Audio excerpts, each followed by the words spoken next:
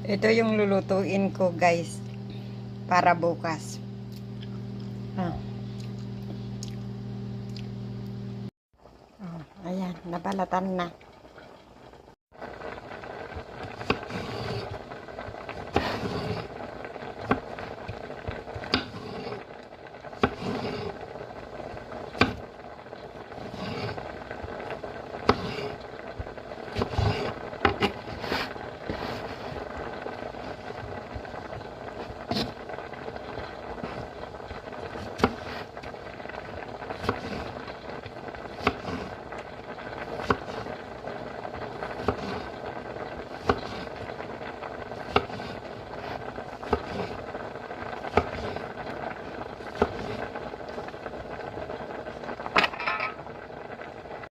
Ayan, we cook pork.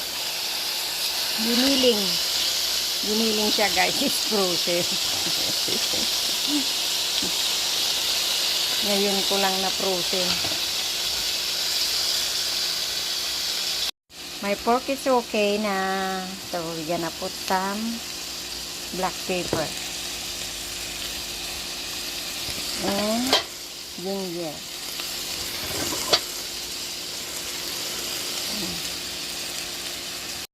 We put the onion. White onion.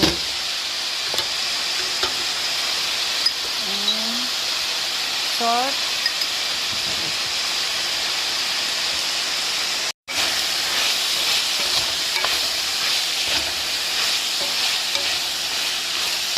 Saute the onion. Ayan, mikos. Hanggang sa maluto. We're gonna put a powder, chicken powder.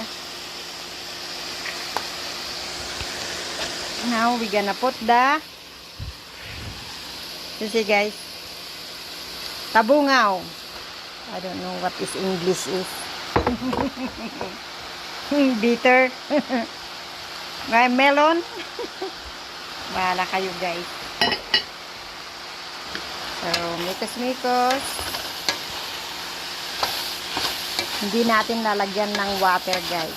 No water. Kasi ano siya, watery yung melon eh. Yung upo. I miss this. So, I have patis. Hindi bugoong ay lalagay natin. Patis.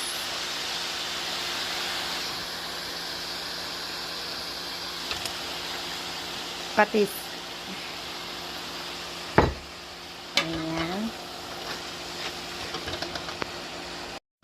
So we put some spicy bell pepper, little bit spicy this kind of bell pepper guys, because I like have something spicy.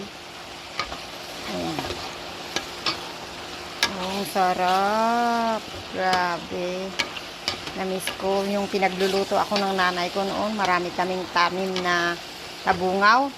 Ay, opo, tabungaw ang Ilocano. Marami akong tinatanim noon na tabungaw. Nagbibinta pa ako ng tabungaw sa market. Ayan, pumupunta ako sa kandon.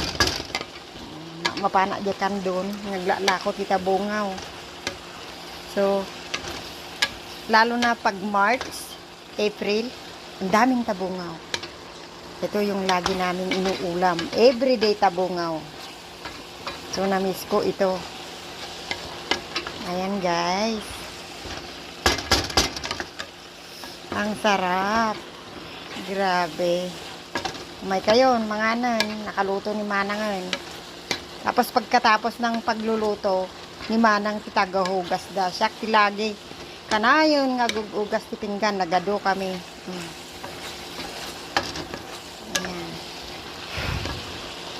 Oh, nagimas. Pati asawa ka nga mangan. Sa bali ti kanin na. Ti kanin na kat kwa. My husband food steak. Steak, potato, and carrots. Ayan, carrots. Okay, guys. Thank you for watching. Let's eat. My husband food. Ayan. Okay. Yan ang food niya. My husband food. Yan sa akin. Philippine, Canadian style. Philippine style, Canadian style.